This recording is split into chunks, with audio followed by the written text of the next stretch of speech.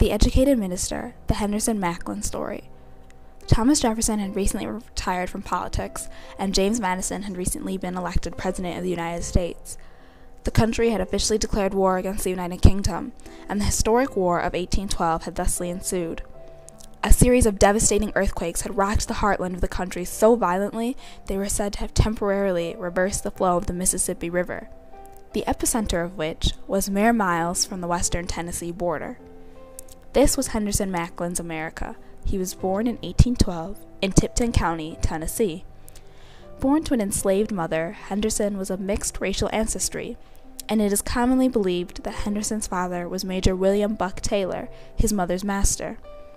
The Taylors were one of the wealthiest families in the area, and they owned over 100 slaves when Henderson was born. Major Buck's great-grandfather originated from Carlisle, England, and came to America during the mid-1600s. He died in King and Queen, Virginia in 1698. Despite never having officially claimed him as a son, Buck took great strides in making sure Henderson was benefited with opportunities that other slaves never enjoyed. In most southern states, the educating of slaves was illegal, but despite the potential consequences, Buck saw to it that Henderson learned to read and write. Slaves who could read and write were considered esteemed members of the slave community, a responsibility that Henderson would hold for the duration of his life. Henderson was more than likely a slave who remained in the house rather than work in the fields, as is indicated by the fact that he received so many privileges from the Taylor family. In 1837, when Henderson was 25 years old, a man named Reverend John Drummond arrived in nearby Fayette County as a missionary. After a humble storehouse was purchased and gutted, Reverend Drummond established it as St. Andrew's Church. The humble, inviting church would serve as the bedrock of social activity in the area for slaves and white parishioners alike for many years to come. Henderson was a regular attendee of the church, along with many other slaves in the area.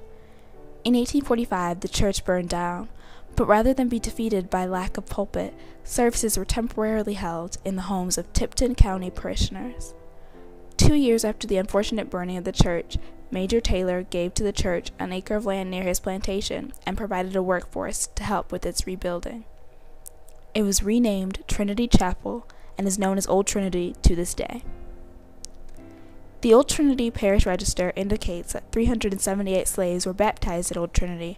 Over 100 of these slaves belonged to George T. Taylor, Buck's nephew, and more than 60 were slaves of Fred N. Maclin.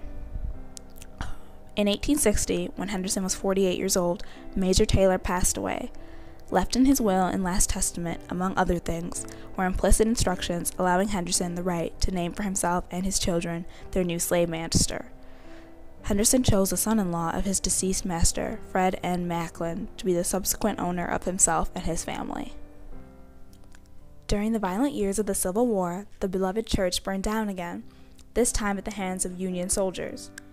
$10,000 was put towards the reconstruction of Old Trinity, and upon its completion, the church had a congregation of blacks that vastly outnumbered the white congregation. Efforts were made towards erecting a separate church for the black parishioners. In 1873, a church was built with land donated to the black members of the church by Mrs. Frances A. Taylor. The church was named the St. Paul's Episcopal Church, and Henderson was a leader of the black congregation. He was later ordained a deacon in the church. During the 51st Annual Convention of the Protestant Episcopal Church of the Diocese of Tennessee, R. Henderson Maclin is listed as the most senior-ranked deacon. The hierarchy proceeds as follows: bishops, priests, and then deacons. There were no priests in Mason, therefore Reverend Henderson Maclin was head over all that area outside of Covington, Tennessee. Reverend Maclin was held in such high esteem that on Palm Sunday, March 18, 1883, Bishop Charles Todd Quintard of St. Mary's Cathedral in Memphis went to St. Paul's and preached. He also confirmed a class of 17 presented by Henderson and addressed them.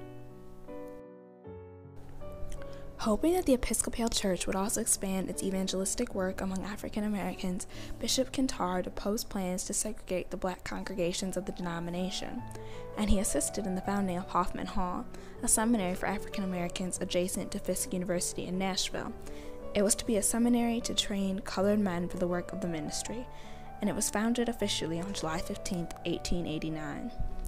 The building was named for the Reverend Dr. Charles Frederick Hoffman. He was a friend of Bishop Quintard. and Hoffman had given $6,000 for the lot and the building. The school opened in June 1890 and trained some African American clergy. On October 19, 1901, the School of St. Mary the Virgin for colored girls was founded near Hoffman Hall. Hoffman St. Mary's operated for 8 years. In 1911, the Hoffman property was sold, and the money was used to buy 100 acres of land in Mason, Tennessee. The new Hoffman St. Mary's School was very successful in educating African American boys and girls. After the death of Bishop Thomas Frank Gaylor, the school was renamed the Gaylor Industrial School. It was sold in 1965.